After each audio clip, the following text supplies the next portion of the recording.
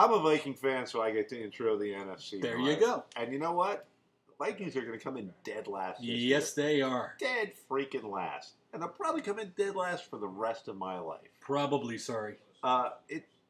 It's a top-heavy division. It's probably the second best division in football behind the NFC East. Yep. The Packers are elite. There's no reason to think they're not going to be elite. They lost Ryan Grant. Right. But, I mean, Ryan Grant's a solid running back, but he's replaceable. Yeah, and they're by committee anyway. They never really had one guy running the ball all the time in the last couple seasons. There's an argument to be made that Aaron Rodgers is the best quarterback in the NFL right now. I'd be hard-pressed to come up with a counter-argument against that. Eli Manning. You could go Eli Manning. You could go Tom Brady. You could go Drew Brees. They're all right up there. Mm-hmm. But clearly one of the top 3 or 4 quarterbacks in the NFL. Great receiving core. Jordy Nelson has been better than expected. Greg Jennings out of Western Michigan has been great. Mm-hmm.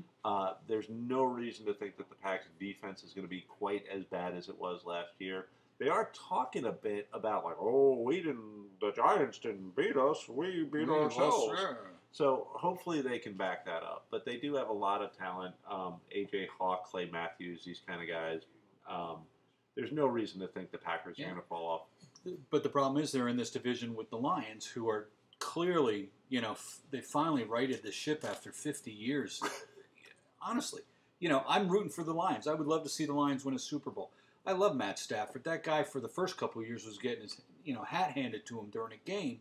And now he's got, arguably the best receivers in the game around him. And, their defense with Octomom Sue and Nick Fairley, this is a team that can keep pace with Green Bay. That is a nasty duo, interior lineman duo. Yeah. I mean, those two guys, I would not want to be the offensive lineman dealing with those guys in a pile. They will stomp on you. Literally.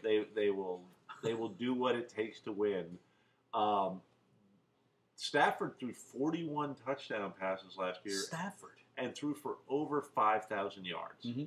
It boggled my mind. I did not realize that he was putting up those kind of numbers consistently. You watch him, but you don't think it's that many, and all of a sudden you look at the stats and you're like, wow. He's had injury problems. Stewart's talked about it. He's a tough kid, so there's no doubt that he's going to play through it. Right.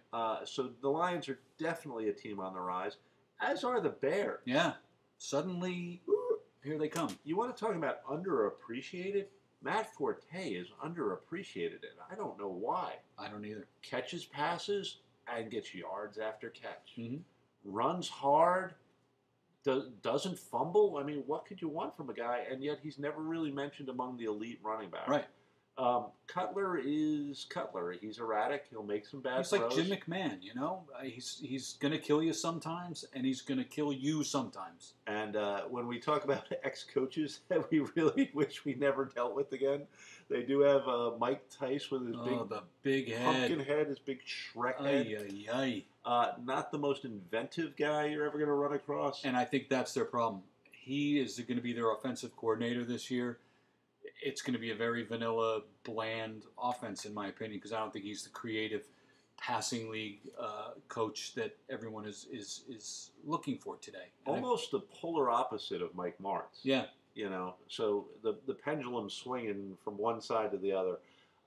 That may actually help Matt Forte's numbers. Absolutely. And then you've got the defense, which is always solid. You need Urlacher to stay healthy. Lance Briggs is one of the more underappreciated linebackers. Urlacher gets all the headlines, but Briggs has been as good, if not better. Devin Hester is always dangerous. Always dangerous. So the Bears are definitely on the rise. I'm putting them third in this division, but if you put them in some of the other divisions that we've talked about already, I'd put them first. Well, they could win 12. If they weren't in this division, they could win 12 games in 4 of the other, 4 of 5 other divisions at least. There you go. And then there's my Vikes. We need Adrian. Here's the thing with the Vikings. We have great players, but by the time the team gets great, they're going to be past their prime. Mm-hmm. Adrian Peterson is amazing, but he's starting to get the mileage is adding up on him. He's getting hurt. Mm-hmm. And he's coming back and getting hurt when he doesn't need to come back. Like they should. He's a warrior. but they need to say to him, like, hey, this year, we're take it not easy. that good this year. You can take an extra couple of days off. Right. Toby Gerhardt's a solid replacement. He'll get you the 4 or 5 yards if it's blocked for him. I'm not sold on Christian Ponder yet. I liked him coming out of Florida State, but I'm not sold on him. I think he's a good quarterback. Without Adrian Peterson, though, he's going to be... Well, he also doesn't have what you would call a receiving corps. No, not at all. Picked up Jerome Simpson, who's famous for the back flip touchdown that he landed, or the front flip that he landed perfectly. Mm-hmm. And he's a talented guy. Percy Harvin, not your classic number one wide receiver, not a guy that you put out there Randy Moss style, T.O. in the day style, Chris Carter style, I should say, for the Vikings. But not a guy that you go, clearly a number one guy, a guy they need to get the ball a lot, and a dynamic guy that can make things happen. But if it's 2 minutes left and you need 3 catches to take that drive down the field, is Percy Harvin your guy? I don't know that he is. Is anybody on that team the guy? Ponder, I'm going to talk about just for a second. He's better than I thought he was going to be. Mm-hmm. I didn't have high expectations. There was a lot of talk about him being drafted. I liked him in college. He's talented. The kid is definitely talented. He is what a rookie used to be, a guy that needs to be developed. He's going to need a couple of years. And when those couple of years are up, guys like Adrian Peterson and Jared Allen, who, by the way, deserves an asterisk for the sack record because Brett Favre wasn't there to lay down for him. No, honest to God. I know, I saw that. I'm going to get a little pissed here. Honest to God, he earned every one of those sacks. Michael Strahan earned every one of them but one. Yeah. There should be an asterisk on that. And he laid down. Brett Favre laid down and let him have it. Yes, and Jared Allen was clearly the best defensive player on our team. I think the best defensive player in the NFL last year, based on what he had around him. I'll argue with you. Everyone knew that you had to stop Jared Allen, and he got 22, 23 sacks? Mm-hmm. My God. So we have Chad Greenway. We picked up Harrison Smith from Notre Dame to help out in the secondary. So far, he's not showing a lot from what I read. We got Matt Khalil to solidify the offensive line. Yep. So we're putting some pieces in place, but you look at the division.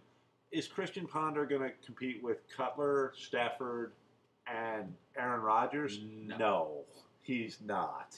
You know what I mean? Right. We just don't have the offensive talent. Hopefully, we've solidified the line. Hopefully, we've solidified the secondary, and hopefully, we're an up-and-coming team. But man, in this division, it's going to be a tough year for Viking fans. Yep. So we were in agreement: Pax, Lions, Bears, Vikes.